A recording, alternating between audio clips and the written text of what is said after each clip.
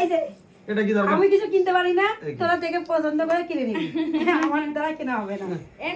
হাত পেতে টাকাটা নিচ্ছে দিদা। আমি জানতাম দাদা এটা বলবে, আমি জানতাম। দিচ্ছি না তো, এখন তুমি কিছু পাবা না, এখন এই আরে যে, ও এখন টাকা খরচা করতে পারে না, আমাকে দাও। এটা এখন না, এটা ওর জন্য, এটা ওর জন্য জমিয়ে রাখবা। টাকা তোমাকে দেয় না। টাকা দিও না, টাকা বাকা কারণ টাকা সব থেকে নোংরা হচ্ছে টাকা। সে জানি এখন। তাই না? তোমার কাছে রাখো, ওর জন্যই জমানো থাকবে। সব থেকে নোংরা হচ্ছে টাকা, কারণ হাত স্যানিটাইজ করা যায় না। মুছে দে একটু। মুছেই দেবো। এগুলোর এখনো কিছুই ঠিক আছে, বুঝবে না। তোরা কিনে দিবি, ঘটে রেখে দে। এটা তোমার না, এটা মায়েরও না, এটা বাচ্চা তো, এটা এটা জমিয়ে একটু ওর জন্য বেশি রেখে বেশি দেওয়া হয়ে গেল না, এরকম অনেকগুলো মানে দেখতে পাচ্ছি। বলেছে কত কতগুলো? টাকা? 20,000 টাকা। ওর জন্য ফিক্স করে রাখতে হবে।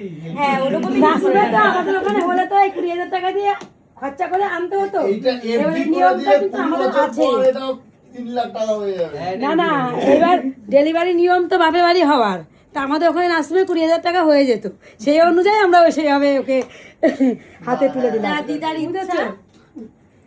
চলো।